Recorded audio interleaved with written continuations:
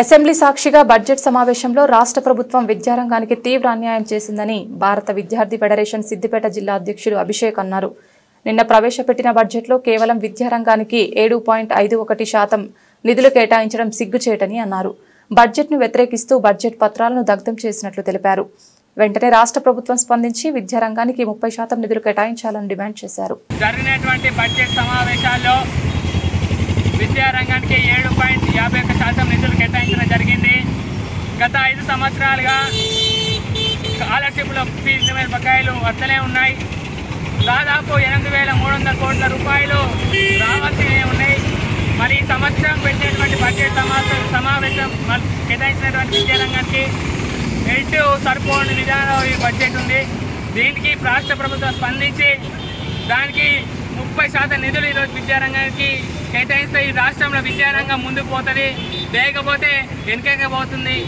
ఇప్పటికే మీరు చూస్తూ ఉన్నారు, రాష్ట్రంలో విద్యాశాఖ మంత్రి లేకపోవడం వల్ల ఈ ఉన్నటువంటి విద్యార్థుల సమస్యలు పట్టించుకునేటువంటి వ్యక్తులు లేకుండా పోయింది. స్వయంగా ముఖ్యమంత్రి చూస్తున్న ఈ విద్యారంగానికి కొత్త అసంతృప్తిగా ఈరోజు విద్యారంగం ఉంది. మరి సంక్షేమ రంగానికి ఏం కేటాయిస్తారో అనేకమైనటువంటి బిల్లులు వచ్చేటి ఉన్నాయి. ఆ బిల్లులని మరి ఈ బడ్జెట్లో ఎలా పొందుపరుస్తారని కూడా భారత విద్యార్థి ఫెడరేషన్ ఎస్ఎఫ్ఐ సిద్దిపేట జిల్లా కమిటీగా అడుగుతున్నాం. తక్షణమే రాష్ట్ర ప్రభుత్వం స్పందించాలి.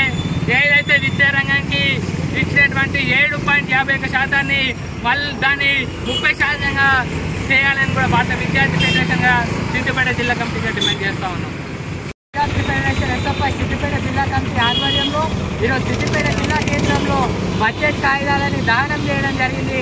సుదీర్ఘంగా ఈ కారణం ఏంటంటే నిన్న జరిగిన బడ్జెట్ సమావేశంలో ఈ రాష్ట్ర ప్రభుత్వం విద్యారంగానికి 7.51% నిధులను కేటాయించింది.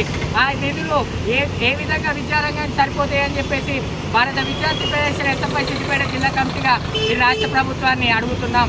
వెంటనే ఈ రాష్ట్ర ప్రభుత్వం స్పందించాలి.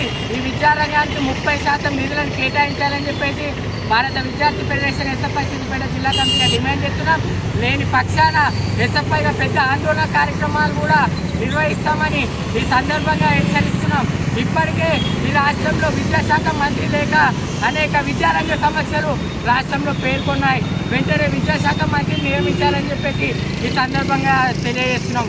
అదేవిధంగా ఈరోజు ఎక్కడైనా విద్యారంగ సమస్యలపైన ఈరోజు విద్యార్థి నాయకులు ఏదైనా కార్యక్రమాలు చేసినా ఈరోజు విద్యార్థి నాయకుల గొంతులు నొక్కుతున్న పరిస్థితి ఉంది.